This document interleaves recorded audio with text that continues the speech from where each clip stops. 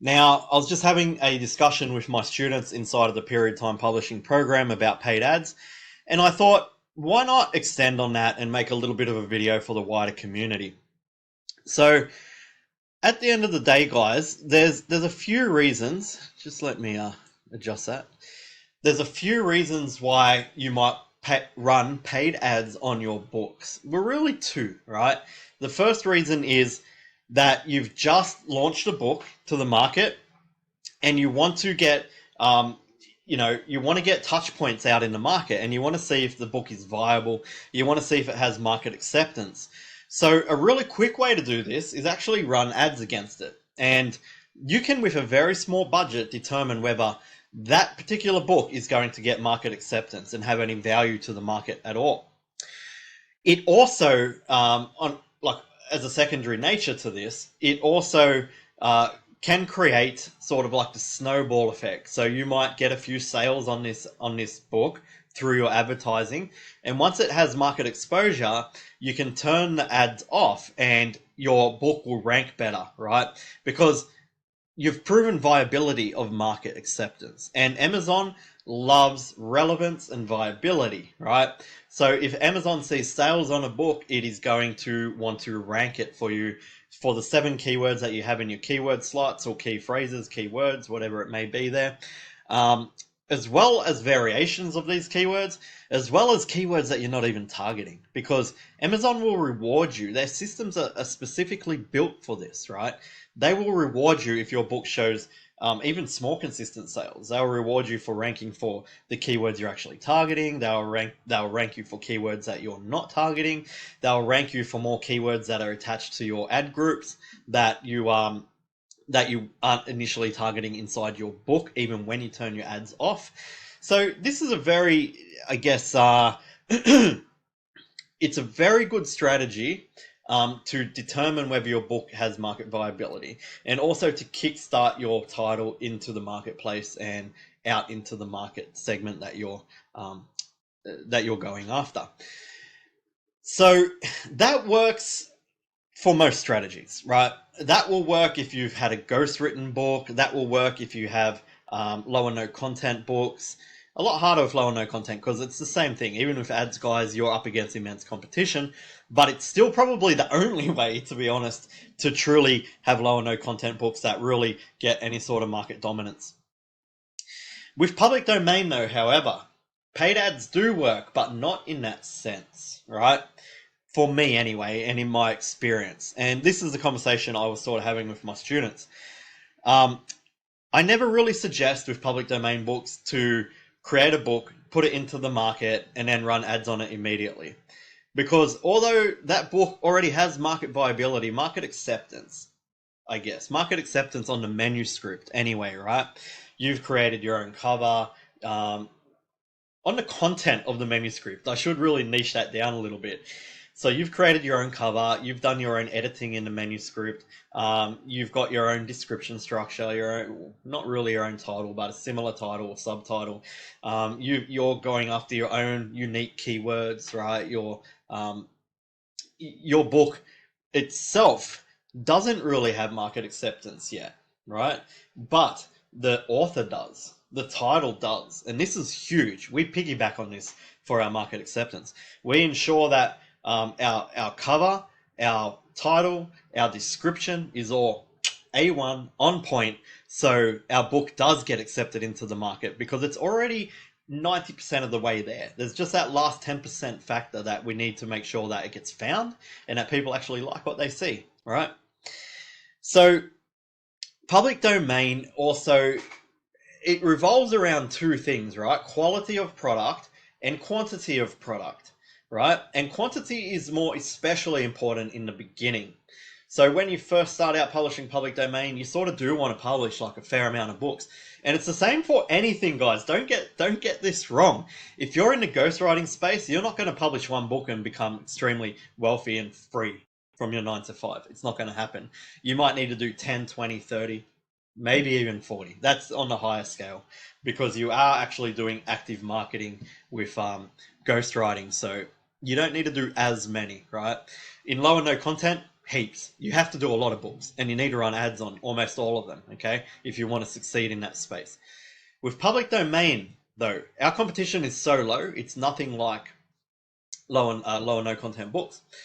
So we can publish a good pool of books into the market, and then we can look at the data, the viability of the specific books that actually make sales, right? So we're looking at the sales data specifically. If the book doesn't sell, forget about it. Just forget about it. Forget about that author, forget about that genre, forget about everything to do with that book, and focus on what's actually selling.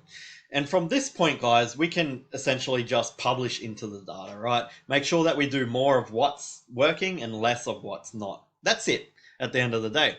Where ads come into it with public domain is when you have a book that has proven market viability, proven sales onto that title, then you can run ads on that book and scale it.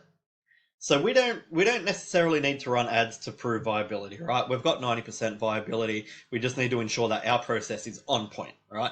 Always, again, within law and policy, guys. You have to be sure about that. You make a mistake with that, and you will become one of those horror stories that people talk about with public domain. Do not make a mistake with the law and policy.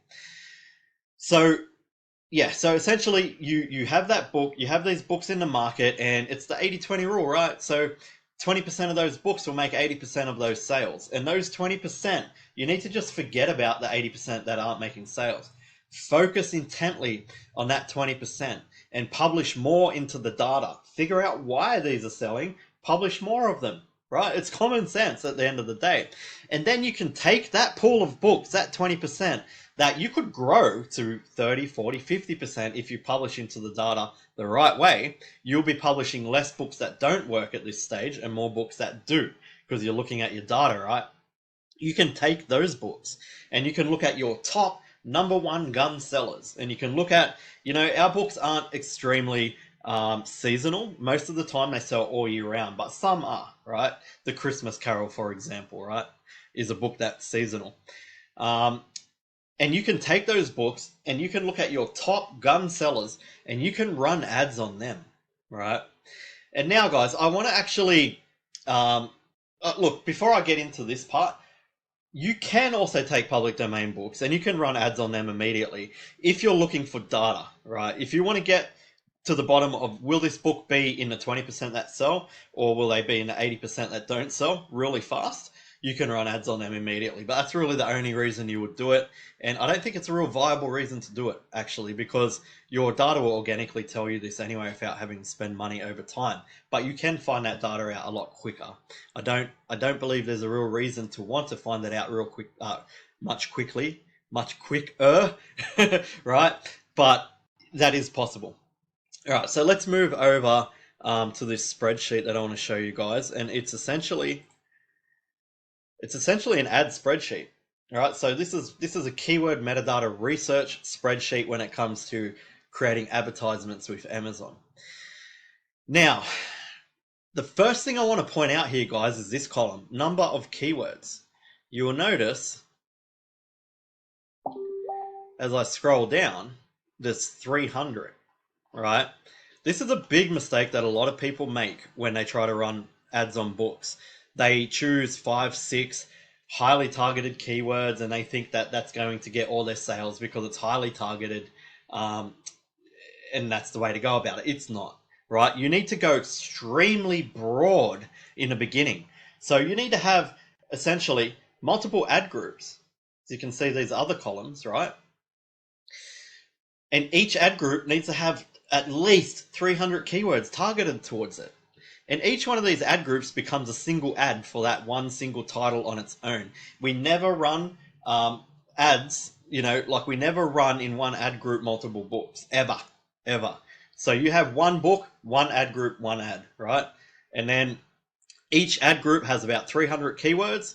And so let's have a look at this. So here's our original keywords. We might put in like our 7 keyword slots just to draw some inspiration from. And then we have our descriptive keywords. So keywords related to the actual title. That's why we have title information here, guys. We want to see keywords that are related loosely and strongly to the title. 300 of them in here. related titles. So other books that are actually related to your title, you can use as keywords, right? Especially if they're um, highly known and a lot of people are searching for them. So you want to put those in there. And this becomes an ad group. This becomes an ad group. Related authors. So other authors that are in the same niche as you or as your book that are, like have a lot of market acceptance and everybody knows them. So you want to run an ad group on that, right? And then going over here, these could be, so these are sub niches. So for example, right, if you have a fairy tale book, but there's a little bit of darkness in it, so you might have a sub niche of dark fantasy, and you want to have all 300 keywords related to dark fantasy.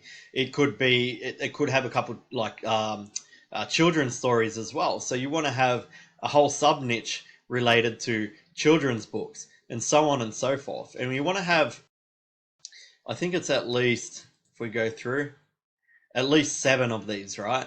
And then we have general and other, like ones that didn't really fit into these. And if you've got enough of these, you might be able to even discover a new sub niche, right? And then just some notes.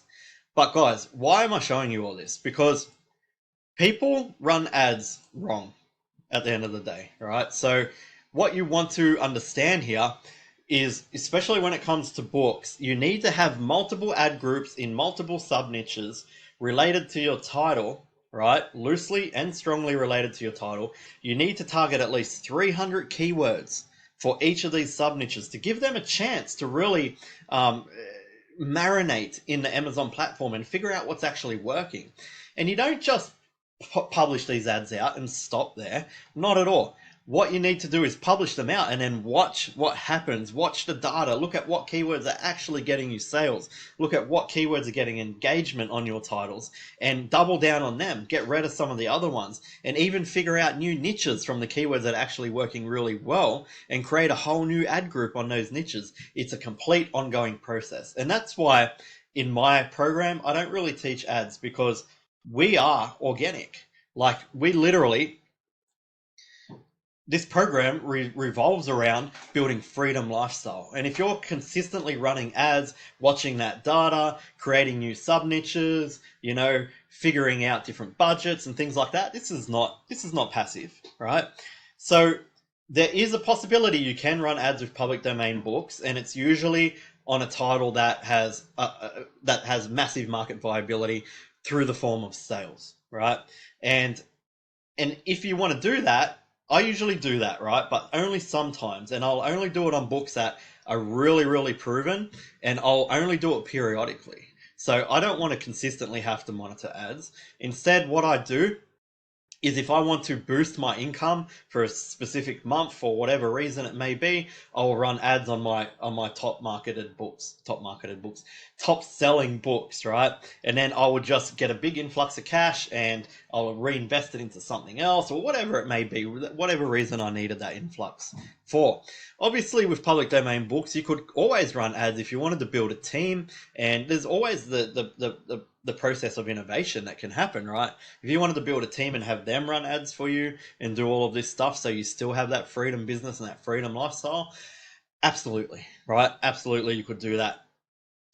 But anyway, guys, I just wanted to jump on here today and just explain a little bit about ads to people with Amazon, because I truly believe, well, I don't just believe, I see people running ads wrong all the time in all of the different Facebook groups saying, look, I've got 10 keywords and my ads aren't working. I'm running one ad group, but I've got multiple books in that ad group. And it's like, you're never going to get anywhere like that. You're never going to get anywhere like that.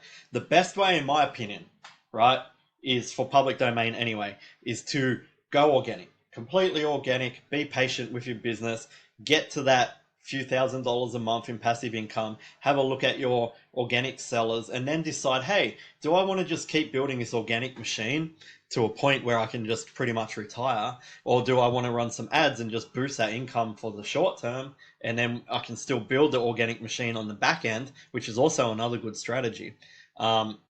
And then that way I have, a fair bit of upfront capital coming in, and I also have the long-term vision over here, where my organic machine is coming into play.